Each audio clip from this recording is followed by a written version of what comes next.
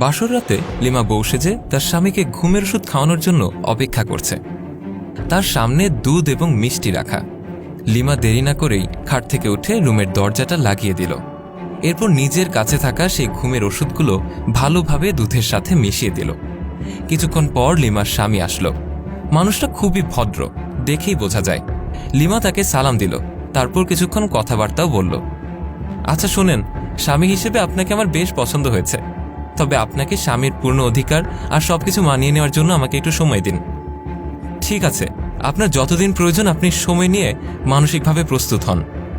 Lima এবার উঠে এসে তার স্বামীকে দুধের গ্লাস এগিয়ে দিল এবং বলল, এই নিন, দুধটুকু খেয়ে নিন, আর হ্যাঁ, পুরোটা খেয়ে নেবেন কিন্তু। তার স্বামী আর কিছু না বলেই সবটুকু দুধ খেয়ে নিল এবং যখন তার স্বামী ঘুমাতে যাবে তখন সে বলল, আচ্ছা শোনো তো, তোমার লকারে চাবিটা দাও, আমি আমার গয়নাগুলো খুলে সেখানে রাখব। বলা তো যায় না এতগুলো টাকার গহনা কখন কি হয়। তার স্বামী হেসে উঠে তার হাতের সবগুলো চাবি দিয়ে দিল এবং সাথে সাথে ঘুমিয়েও পড়ল।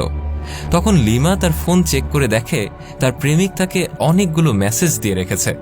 লিমা কখন বের হবে তা জানতে চেয়েছে, তাই সে ফিরতি মেসেজ দিয়ে জানালো তার বের হতে একটু সময় লাগবে, তবে 1 ঘন্টার মাঝেই সে বেরিয়ে পড়বে। তার বয়ফ্রেন্ড তখন রাস্তায় দাঁড়িয়ে তার জন্য অপেক্ষা করতে লাগলো। সেও তাড়াতাড়ি করে নিজের গায়ের গহনাগুলো খুলে ফেলল। আলমারিটা খুলে তার স্বামীর জমানো টাকা পয়সা সবগুলো একটা ব্যাগে ভালো করে ভর্তি করে নিল। সে দ্রুতই টাকা আর গহনার ব্যাগ নিয়ে বাসা থেকে বেরিয়ে পড়ে। প্রেমিক যেখানে দাঁড়িয়ে অপেক্ষা করছিল সে সেখানে চলে যায়।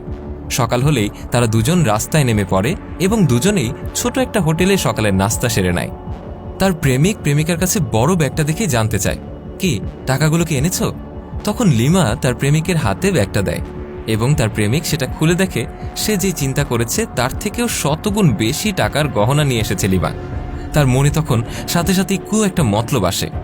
এই ব্যাগ নিয়ে যদি কোনোভাবে পালানো যায় তবে আর কোনোদিন পেছনে ফিরে তাকাতে হবে না তাকে। তার ভাগ্য খুলে যাবে আজকের পরে।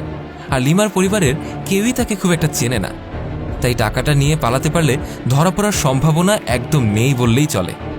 তারা তখন সামনের দিকে গাড়ির উদ্দেশ্যে হাঁটতে শুরু করে।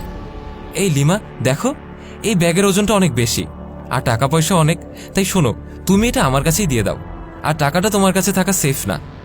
লিমা তখন হেসে উঠেই তার প্রেমিকার হাতে ব্যাগটা দিয়ে দিল। দুপুর গড়াতেই তারা ঢাকায় পৌঁছে যায়। রাজ লিমাকে সাথে নিয়ে প্রতিবাদ চলছে আর ভাবছে কিভাবে লিমাকে প্রতারিত করে এই টাকা আর গহনা নিয়ে পালানো যায়। কিন্তু রাস্তা থেকে তো আর দৌড়ে পালানো যাচ্ছে না, তার উপর লিমার সাথে এতদিনের সম্পর্ক, লিমাকে কাছে পাবার আকাঙ্ক্ষা সে কিছুতেই ছাড়তে পারছে না। তখন তারা স্বামী স্ত্রীর পরিচয় দিয়ে একটা বাসা ভাড়া নিল। রাজ কিছুদিন লিমার সাথে স্বামী স্ত্রীর মতোই সে বাসায় সময় কাটালো। লিমার কোনো যত্নের ত্রুটি রাখল না সে। নিজের চাওয়া পাওয়ার পরিসমাপ্তি ঘটলে রাজ লিমাকে বলে, লিমা, এই টাকা আর গহনাগুলো এভাবে ফেলে রাখলে তো সমস্যা, কারণ কখন কোন অঘটন ঘটে, আর আমরা তো বিয়েও করিনি। কেউ যদি আমাদের পুলিশে দিয়ে দেয় তবে তো আমরা সবই হারাবো। শোনো, আমি বলি কি, গহনাগুলো বিক্রি করে আর বাকি সব টাকা মিলে যা হয় সব আমার ব্যাংক অ্যাকাউন্টে রেখে দিই, তাহলে আমাদের যখন যতটুকু প্রয়োজন তাই তুলে খরচ করব। এখন লিমা, আমি কি টাকার গহনাগুলো নিয়ে বের হব? লিমার আজকে কেন যেন একটু সন্দেহ হলো, কিন্তু সে ওইসব না বলে বলল, দেখো রাজ, আমি একা একা বাসায় থাকতে পারবো না, চলো আজকে আমরা গিয়ে গহনাগুলো আগে বিক্রি করি, তারপর তোমার আর আমার জয়েন্ট অ্যাকাউন্টটাতে সেই টাকাগুলো রেখে দিব। কথাগুলো শুনেই রাজের মুখটা ফ্যাকাশে হয়ে গেল। সে বুঝে গেল এইভাবে সোজা আঙুলে ঘি উঠবে না, তাই সে চালাকি করে বলল, আচ্ছা চলো আগে গহনাগুলো বিক্রি করে আসি।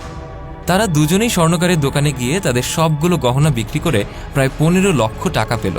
টাকাগুলো নিয়ে বাসার সামনে আসতেই সে লিমাকে বলল, লিমা, তুমি বাসায় যাও, আমি একটু আসি। এই বলেই রাজ সেখান থেকে চলে আসলো। এদিকে রাজের লোভ এবার আরও বেড়ে গেল। সে বুঝে উঠতে পারছে না সে কি করবে। তখন তার মাথায় ঘুমের ওষুধের সেই আইডিয়াটা আসলো। সে সাথে সাথেই ফার্মেসিতে গিয়ে অনেকগুলো হাই পাওয়ারের ঘুমের ওষুধ কিনে নেয় এবং পাশের আরেক দোকান থেকে কোক কিনে অর্ধেক ফেলে দিয়ে বাকিটার সাথে ঘুমের ওষুধ খুব ভালোভাবে মিশিয়ে নেয় এবং তারপর দ্রুতই সে বাসায় ফিরে আসে। এই নাও কোক খাও, আমি অর্ধেকটা খেয়ে নিয়েছি, তোমাকে রেখে একা একা তো কোনো কিছুই খাইনি, তাই বাকিটা তোমার জন্য নিয়ে আসলাম। লিমা হাসতে হাসতে বোতলে থাকা সবটুকু কোক একদমে খেয়ে নেয়। তার কিছুক্ষণ পরেই লিমা ঘুম আসছে বলে খাটের উপর গিয়ে ঘুমিয়ে পড়ে। এদিকে রাজ সব টাকা পয়সার ব্যাগ রেডি করে নিল। এবং সেগুলো নিয়ে বের হবার সময় লিমার হাতে থাকা স্মার্টফোনটাও নিয়ে নিল। কারণ এই ফোনে তাদের অনেক অন্তরঙ্গ ছবি আছে, যা দিয়ে পুলিশ তাকে ধরে ফেলতে পারবে। সবকিছু নিয়ে রাজ সেই বাসা থেকে পালিয়ে গেল, আর লিমা পরদিন ঘুম থেকে উঠে দেখতে পায় রাজ কোথাও নেই। রাজকে ফোন দিতে গিয়ে দেখল তার ফোনটাও নেই। যখন দেখল বাসায় তাদের টাকার ব্যাগগুলো নেই, তখন লিমার আর বুঝতে বাকি রইল না রাজ তার সাথে কি করেছে। বুঝে গেল কাল কোকের সাথে ঘুমের ওষুধ খাইয়ে দিয়েছে। লিমা চিৎকার করে কাঁদতে লাগল, কিন্তু এখন আর কিছুই করার নেই। এখন না পারবে সে নিজের বাড়ি ফিরে যেতে, না পারবে স্বামীর বাড়ি ফিরতে, আর নিজের এত বিশ্বাস করা ভালোবাসার মানুষটাকেও সে পেয়েও হারালো। লিমা কাঁদছে আর ভাবছে এগুলোই হয়তো তার প্রাপ্য ছিল। আসলে আল্লাহ তাআলা কাউকেই ক্ষমা করেন না। আপনি অন্যকে যেভাবে ঠকাবেন 2 দিন আগে বা পরে আপনিও ঠিক সেভাবেই ঠকবেন।